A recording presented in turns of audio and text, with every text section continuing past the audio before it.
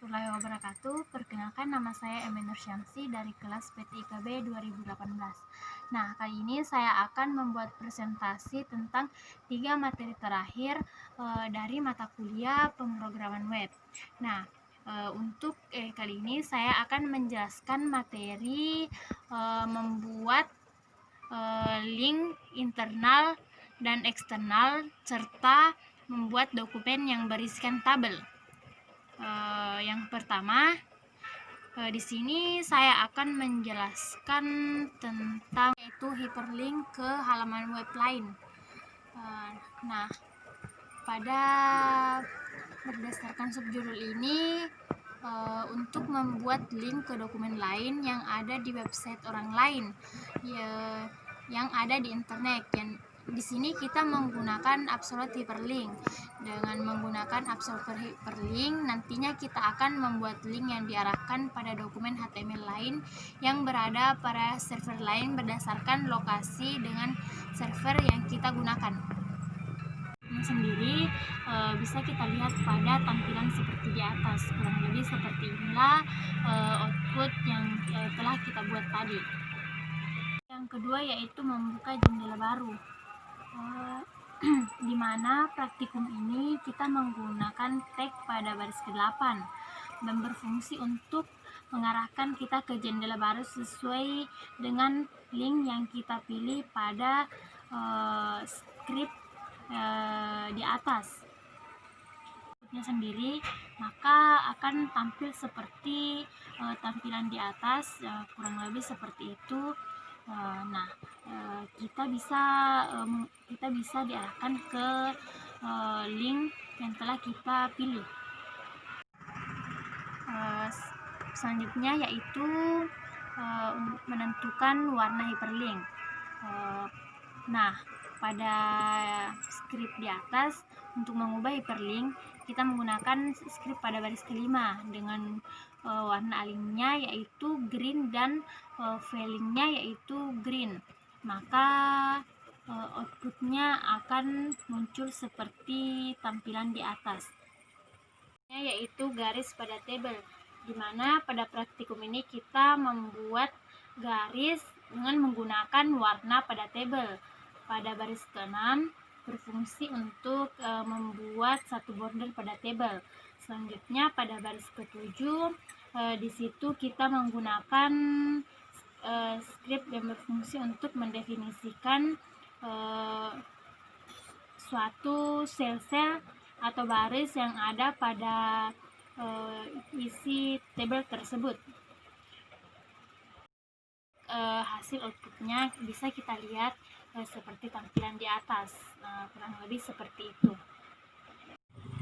Selanjutnya yaitu peletakan judul, di mana peletakan judul ini menggunakan caption yang berfungsi untuk memberikan judul pada tabel.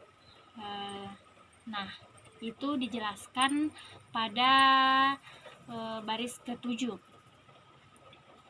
Selanjutnya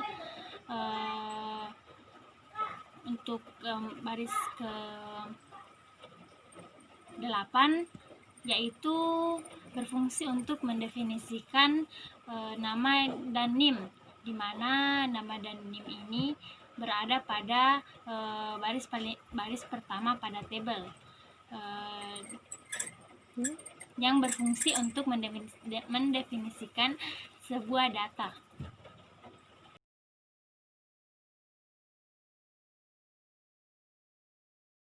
Praktikum ke-7 kita masih membahas tentang tata letak judul, di mana pada praktikum ke-7 ini judulnya itu berada di bawah tabel. Dengan tata letak kita menggunakan tata letak center sendiri, kurang lebih seperti tampilan di atas ini. Nah, bisa kita lihat judul pada tabel tersebut berada pada bagian bawah. Nah, selanjutnya praktikum ke-8 yaitu warna pada tabel. Di sini kita menggunakan warna pink untuk mempercantik satu tabel. Nah, untuk penjelasan skripnya pada baris ke-7 berfungsi untuk mendefinisikan background dengan menggunakan background warna pink dengan border menggunakan border 1. Untuk hasil outputnya sendiri kita bisa lihat pada tabel itu menggunakan warna pink untuk mempercantik tabel tersebut. Selanjutnya yaitu praktikum ke-9, yaitu mengatur lebar dan tinggi tabel, di mana pada penjelasan skripnya dijelaskan bahwa pada baris ke-6 berfungsi untuk mengatur border pada tabel dan mengatur tinggi dan lebar tabel tersebut. Selanjutnya pada baris ke-7 berfungsi untuk mengatur tinggi pada tabel per baris. Hasil outputnya sendiri bisa kita lihat pada tampilan di atas, kurang lebih seperti itu hasil dari skrip yang telah kita jelaskan tadi. Selanjutnya yaitu praktikum ke-10 yaitu penataan dalam tabel yang dilakukan untuk membuat sebuah tabel di mana peletakannya berbeda-beda. Nah, untuk penjelasan skripnya yaitu pada baris ke-6 berfungsi untuk mengatur border pada tabel dan pada baris ke-7 berfungsi untuk mengatur tinggi pada tabel per baris. Selanjutnya pada baris ke-8 berfungsi untuk mengatur letak tulisan pada tabel serta mengatur lebar pada tabel. Kemudian pada baris ke-13 berfungsi untuk mengatur tulisan pada tabel. Ini sendiri bisa kita lihat tampilan seperti di atas. Selanjutnya yaitu menggabungkan baris pada kolom, di mana dilakukan untuk membuat sebuah tabel, di mana untuk penjelasan skripnya sendiri dijelaskan pada baris ke-6 berfungsi untuk mengatur border pada tabel dan mengatur pada warna pada tabel.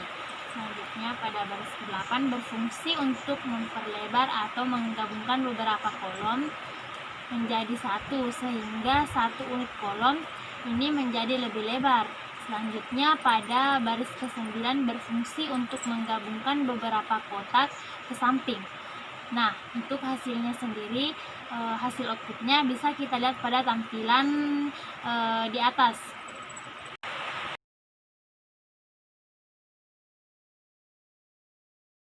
Untuk praktikum ini yaitu mengatur spasi, di mana pada baris ke-6 yaitu border. Border ini digunakan untuk mengatur ketebalan dari garis, tepi, border, dan tabel. Selanjutnya yaitu cell spacing, yang dimana cell spacing ini berfungsi untuk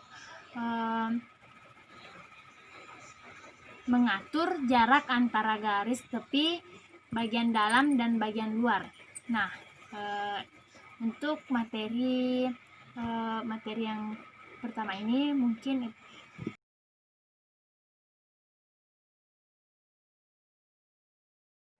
Nah, untuk materi yang kedua saya akan membahas tentang form dan CSS, di mana pada praktikum yang pertama yaitu mengenai text box. Nah, pada text box ini dibuat seperti tempat login suatu akun. Untuk memperjelas skripnya saya akan membahas pada baris ke-7, di mana skrip itu berfungsi untuk mengirimkan data ke action yang dituju. Kemudian pada baris ke-10 digunakan untuk membuat kolom pada sebuah tabel. Dan selanjutnya pada baris ke-11 berfungsi untuk menerima input teks yang berupa inputan teks yang pendek dan juga menentukan ukuran huruf pada teks.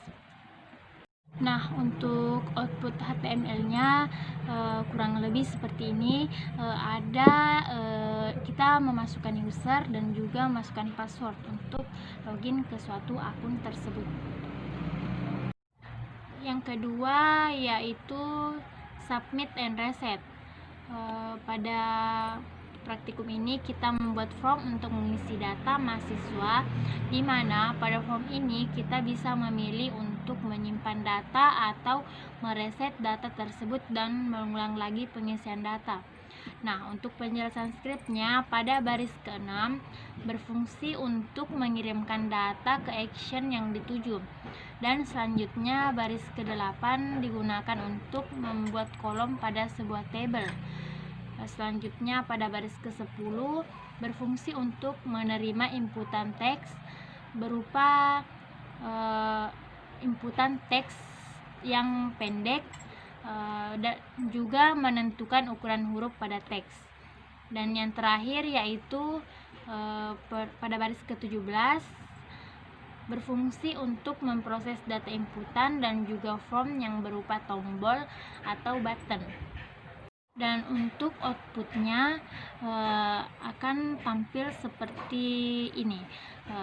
Ada data mahasiswa, kemudian kita bisa mengisi nama, alamat, kemudian di bawahnya ada button yaitu simpan dan reset. Nah, kita bisa memilih salah satu dari button tersebut. Yang selanjutnya itu checkbox. Pada checkbox ini kita bisa membuat form, di mana form ini kita dapat memilih jurusan yang kita pilih dengan cara mengklik jurusan sesuai dengan jurusan yang kita inginkan dan akan muncul tanda checklist. Nah, untuk penjelasan skripnya pada baris ke-6 berfungsi untuk membuat formulir yang digunakan dalam pengumpulan input pengguna. Selanjutnya pada baris ke-10 berfungsi untuk menginput data checkbox yang dapat di checklist oleh user. Nah, untuk outputnya akan muncul seperti di atas. Ketika kita memilih jurusan teknik, kita mengkliknya, kemudian akan muncul tanda checklist. Selanjutnya yaitu radio button. Pada radio button ini kita membuat form di mana user dapat memilih pendapatnya yang menggunakan radio button ini. Sebenarnya pada radio button dan checkbox hampir sama, namun pada radio button ini menggunakan button bulat dan juga dapat dipilih oleh user. Untuk penjelasan skripnya pada baris ke-6 berfungsi untuk membuat formulir untuk pengumpulan input pengguna. Pada baris ke-10 berfungsi untuk menginput data yang berupa radio button, di mana kita dapat memilih salah satu dari pilihan yang disediakan. Nah, untuk outputnya akan muncul seperti di atas.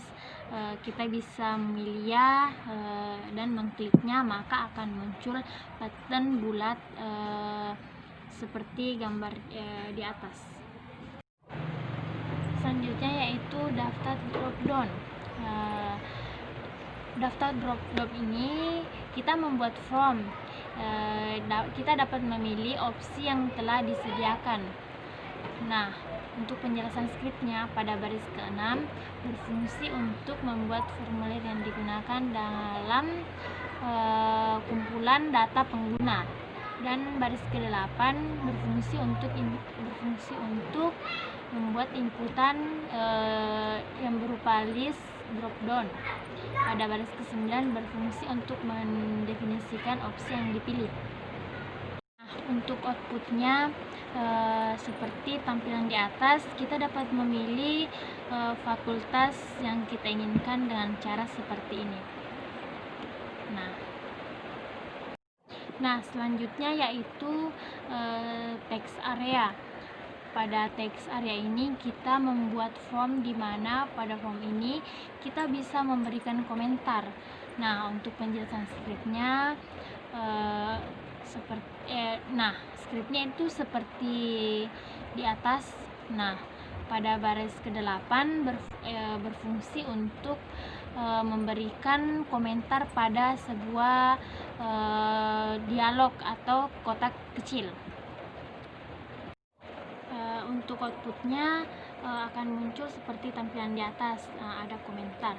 Nah, pada komentar itu kita bisa memberikan sebuah komentar berupa paragraf atau kata-kata yang dapat kita masukkan pada dialog tersebut.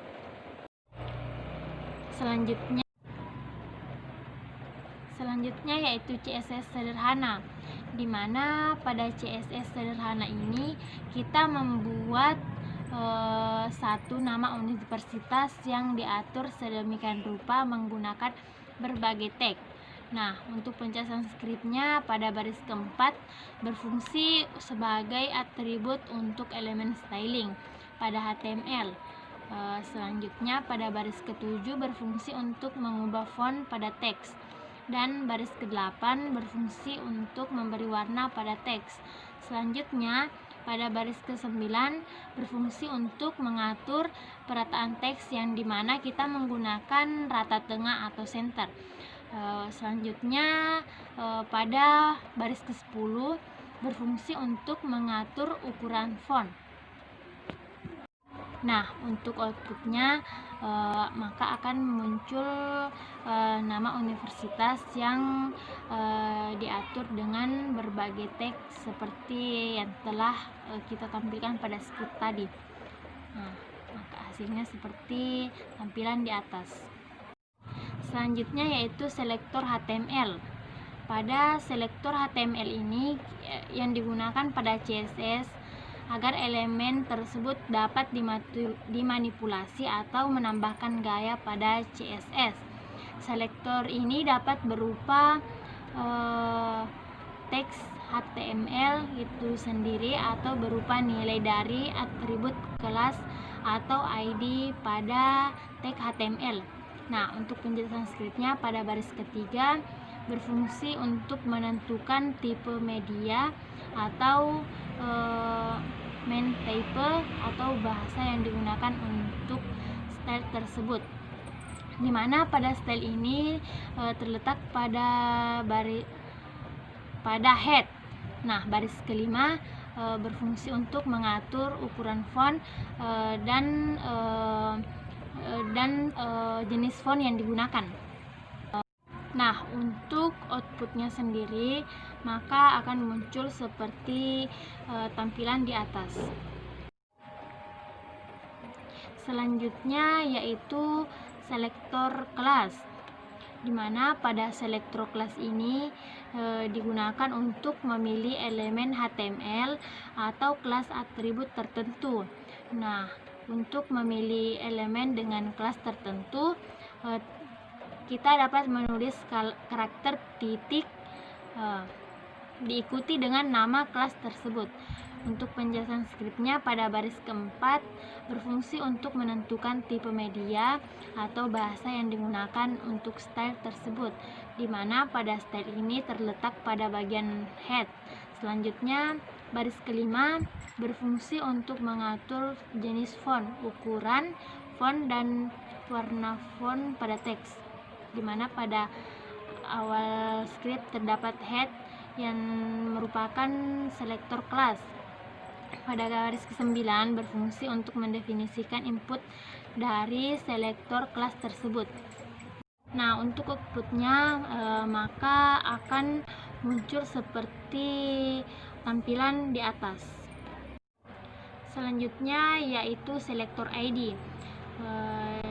Dari elemen ini bersifat unik dalam suatu halaman. Jadi ID selektor ini untuk memilih satu elemen unik untuk memilih elemen pada ID tertentu. Karakter khas keterangan pada selektor ID ini yaitu pagar. Nah, untuk penjelasan skripnya pada baris keempat berfungsi untuk menentukan tipe media atau bahasa yang digunakan untuk style tersebut, di mana pada style ini terletak pada bagian head. Selanjutnya pada baris kelima berfungsi untuk selektor ID yang diawali dengan pagar. Kemudian diikuti oleh selektor ID tersebut. Nah, untuk outputnya maka akan tampil seperti tampilan di atas. Praktikum selanjutnya yaitu pengelompokan selektor. Pada pengelompokan selektor ini di mana diterapkan untuk satu jenis atau beberapa jenis elemen sekaligus. Nah, untuk penjelasan skripnya, baris keempat berfungsi untuk menentukan tipe media atau bahasa yang digunakan untuk style tersebut. Selanjutnya untuk bagian ini terletak pada head. Selanjutnya pada baris kelima berfungsi untuk mengelompokkan beberapa elemen pada selektor.